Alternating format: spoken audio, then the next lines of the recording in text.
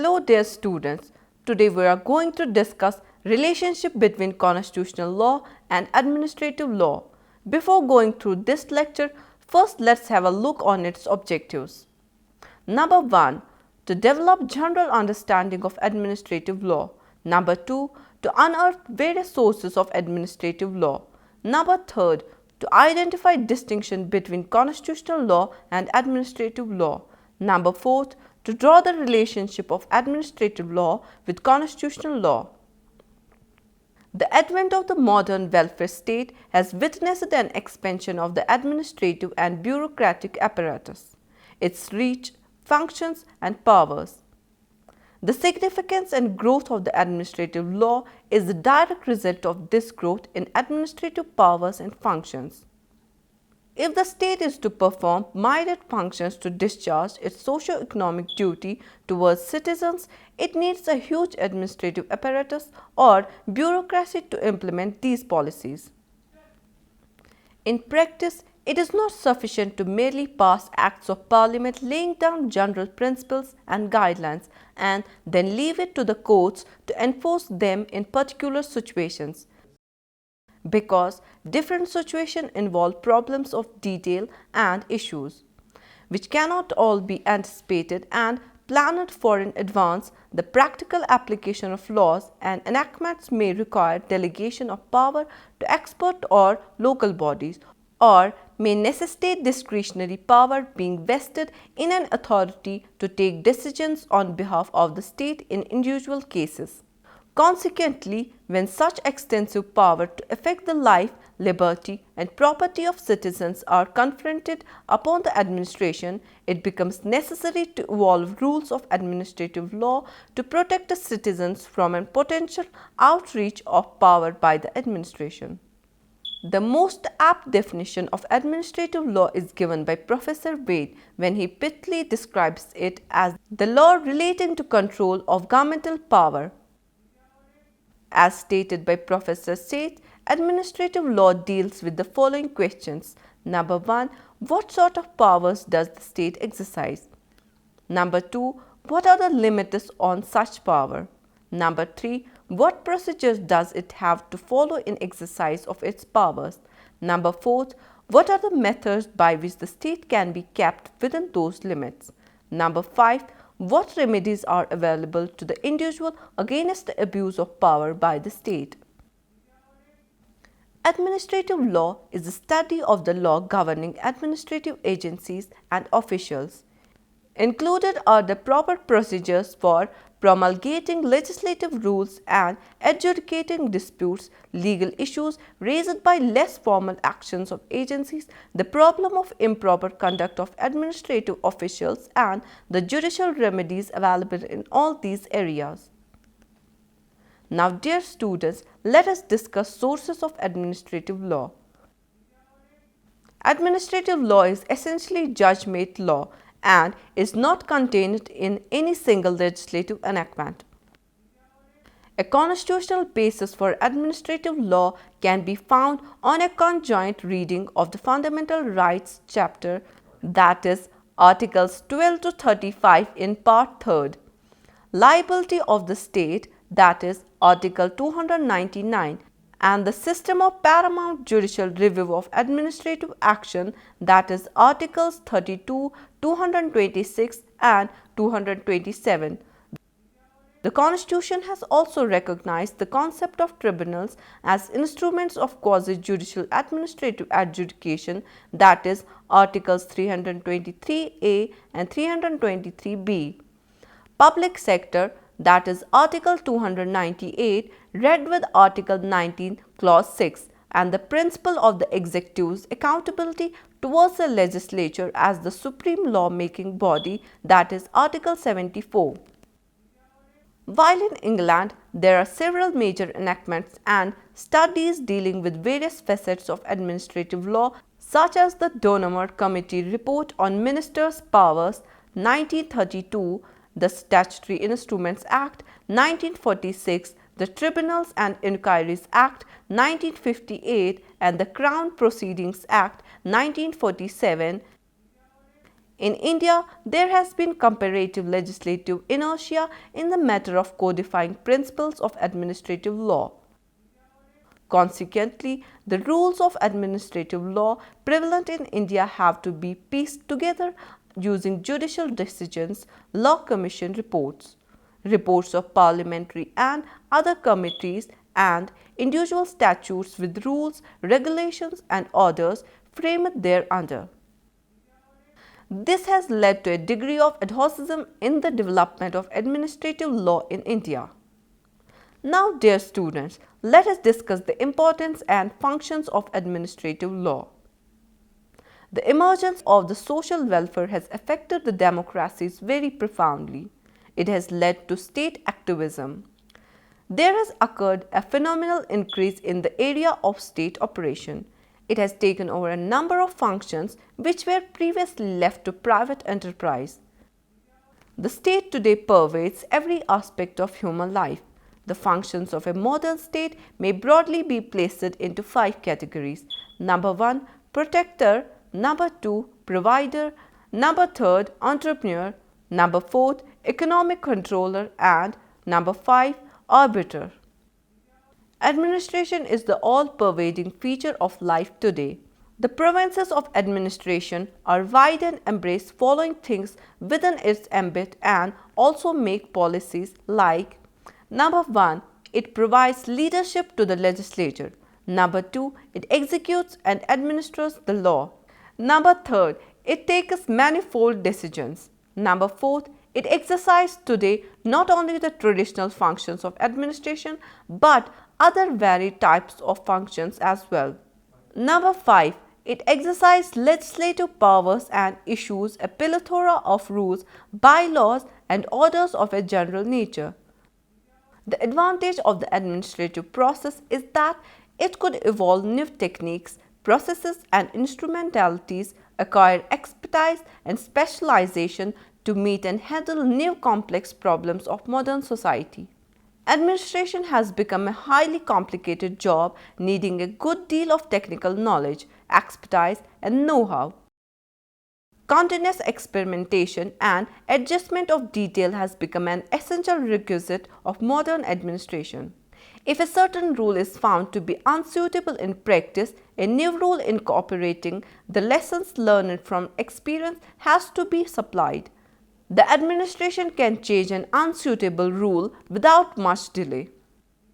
Even if it is dealing with a problem case by case, as does a court, it could change its approach according to the exigency of the situation and the demands of justice.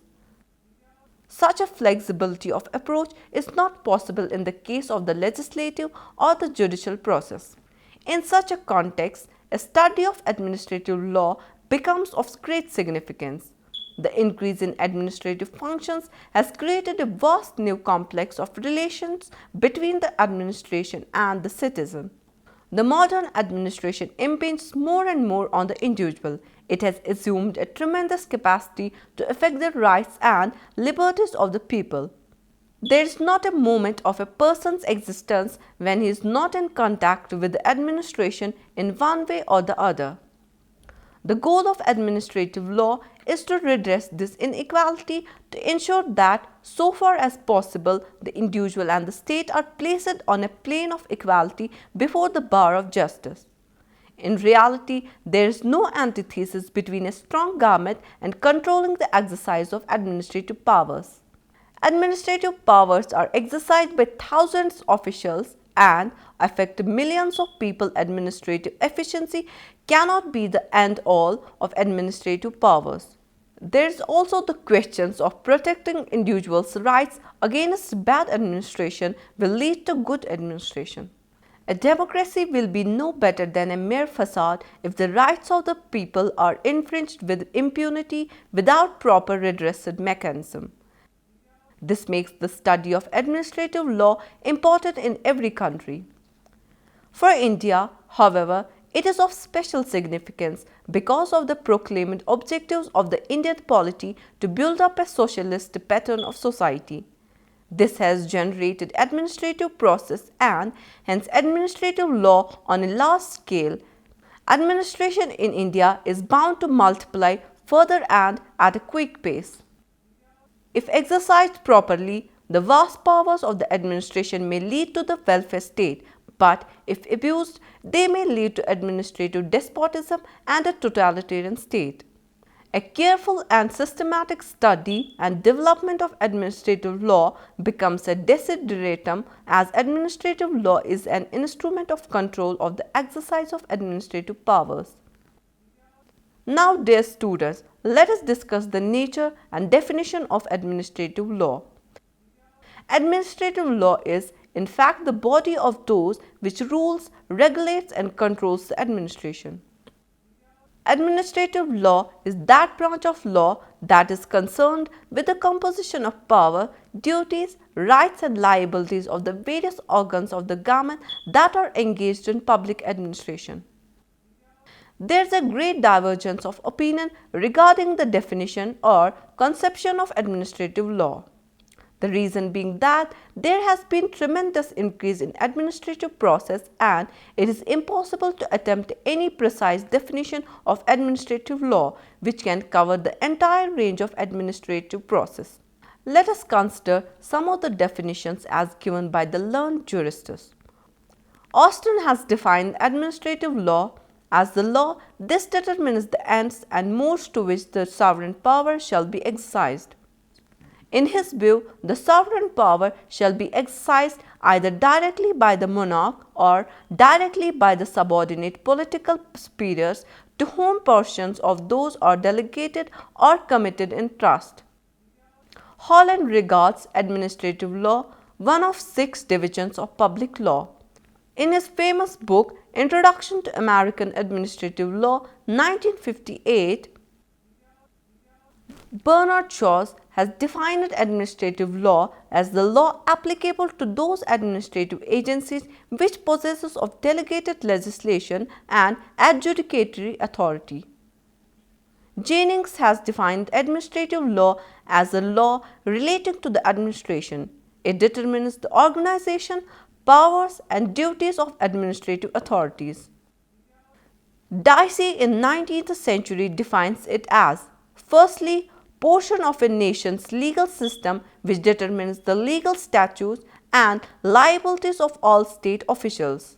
Secondly, defines the rights and liabilities of private individuals in their dealings with public officials. Thirdly, specifies the procedure by which those rights and liabilities are enforced.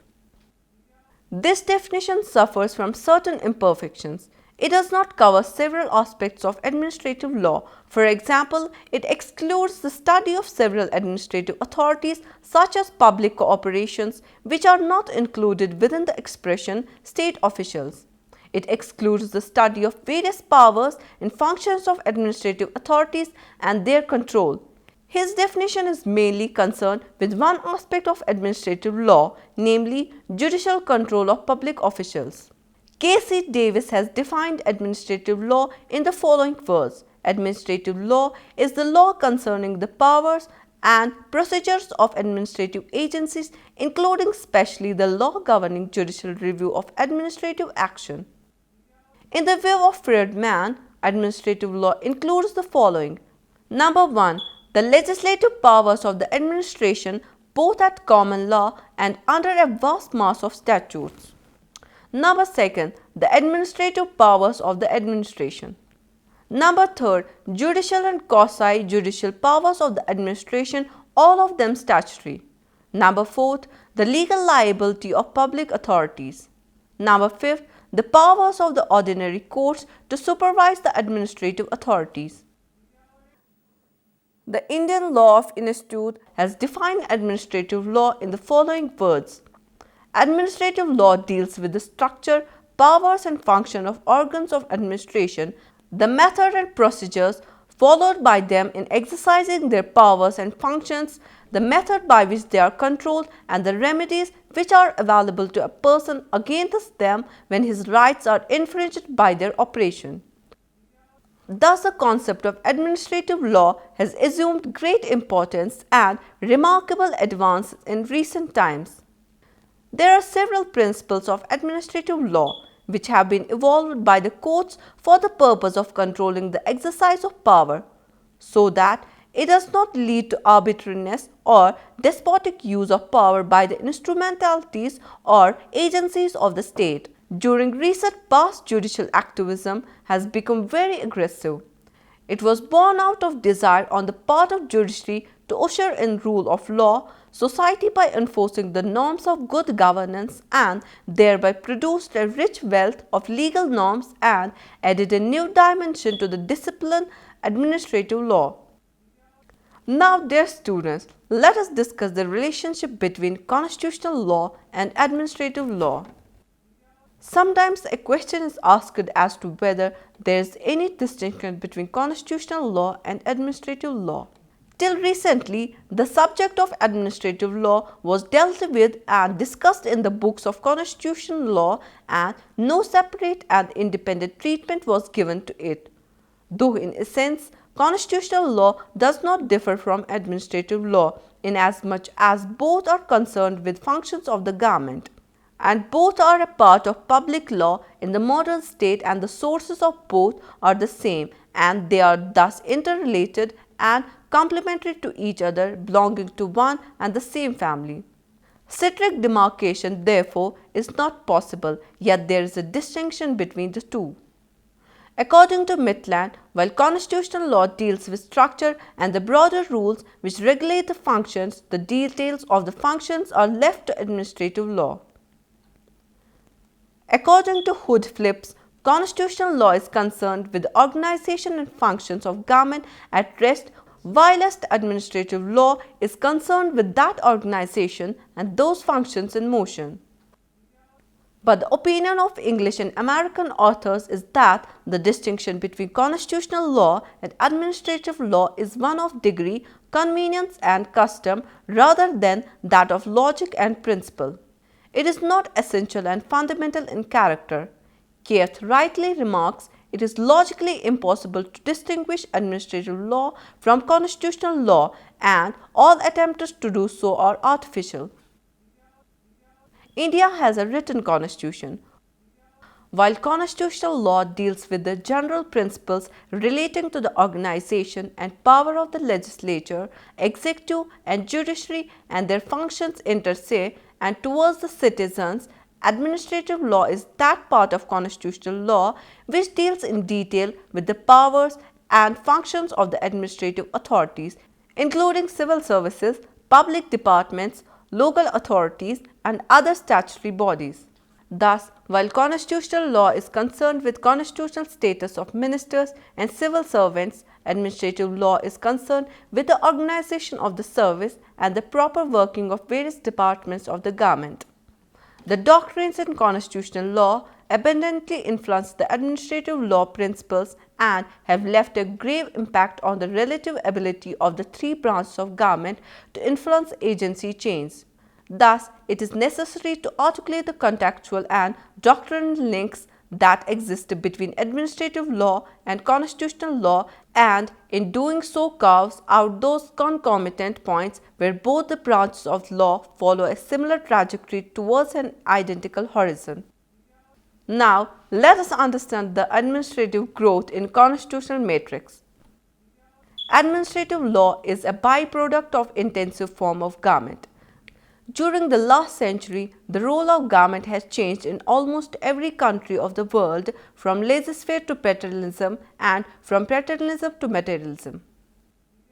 Today, the expectation from the government is not only that it will protect its people from external aggression and internal disturbance, but also that it will take care of its citizens from the cradle to the grave.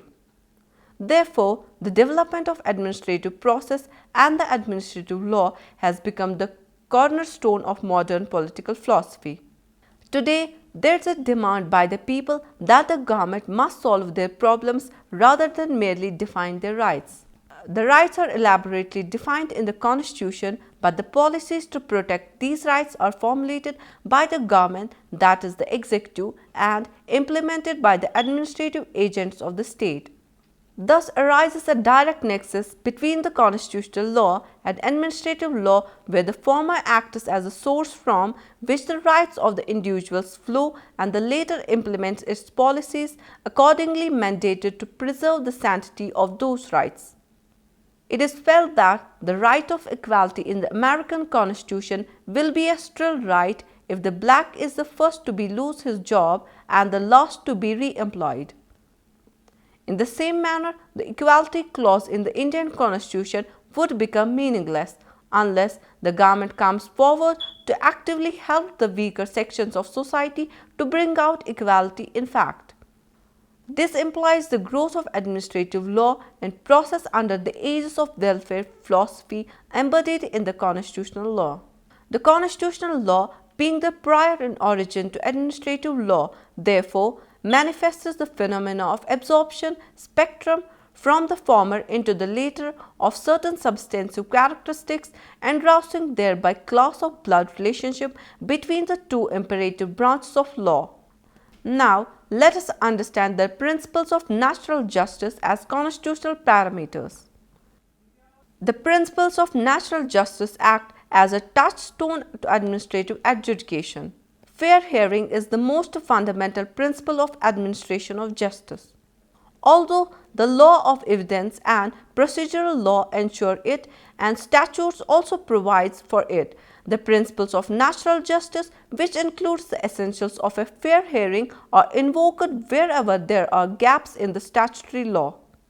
The decision in A.R. Enthule's case, where one bench of Supreme Court decided the case without affording to the accused an opportunity of being heard, is an authority for the proposition that even a decision of the Supreme Court could be impugned on the ground of its alleged inconsistency with the fundamental rights guaranteed by Part 3 of the Constitution.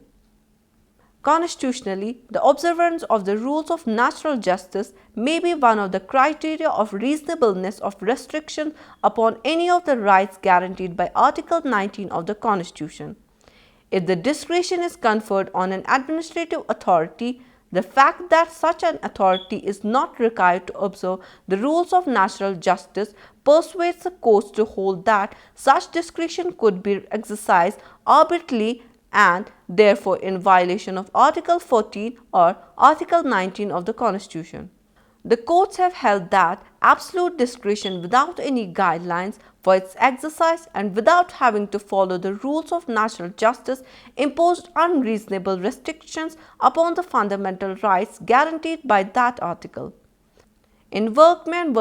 Meenakshi Mills Limited, the Supreme Court upheld Section 25N of the Industrial Dispute Act 1947, which gave power to the government to permit retrenchment of workers in an industrial establishment. This section, before its amendment, vested such powers in a labor court, but the amendment gave that power to the government. The Supreme Court held that the government was bound to exercise such power quasi-judicially. Such an obligation to act quasi-judicially saved the vesting of such power in the government from being unconstitutional on the ground of its alleged violation of the fundamental right to carry on any trade or business guaranteed by Article 19, Clause 1, Subclause G of the Constitution. The Administrative Heritage Clause fairness was also utilized to process the constitutional divine premise procedure established by law. In the case of Maneka Gandhi v. Union of India, the Supreme Court has given liberal construction to the words procedure established by law containing in Article 21 of the Constitution. The Supreme Court has held that long detention as an under trial prisoner or denial of legal aid, torture of prison inmate or handcuffing of an accused except in unusual situation are against the procedure established by law. Thus, we witness the role of rules of natural justice as important parameters of the fairness of the procedure. Therefore, the rules of mandatory application in administrative adjudication importantly act as a touchstone to the constitutional cases, liberalizing the interpretation of Part 3 clauses, thereby establishing a firm relationship between administrative principles and constitutional requirements. Now, dear students, let us discuss the constitutional impact on administrative adjudication. In order to provide speedy and inexpensive justice to employees aggrieved by administrative decisions, the government set up the Central Administrative Tribunal (CAT) in 1985, which now deals with all cases relating to service matters which were previously dealt with by courts up to and including the High Courts. Establishment of the Central Administrative Tribunal under the Administrative Tribunals Act 1985 is one of the important steps taken in the direction of development of administrative law in India. This act, while stimulating the development of administrative law, drew its legitimacy and substance from the constitutional law and was passed by Indian Parliament in pursuance of Article 323A of the Constitution. This article is considered to be one of the plus points of the 42nd Amendment, and that is why even one of the critics of the 42nd Amendment, Dr. Rajiv Dhawan, said something positive about the new tribunal system envisaged under Article 323A. He observed the 42nd Amendment Act envisaged a tribunal structure and limited review powers by the High Courts. In the long run, this could mean a streamlined system of tribunal justice under the superintendence of the Supreme Court. Properly worked out, such a system is not a bad one. It would be both an Indian and a common law adaptation of the French system of droit administratif. With this, I conclude today's topic, relationship between constitutional law and administrative law. Hope you have enjoyed the session. For now, it's time to say goodbye. Stay blessed.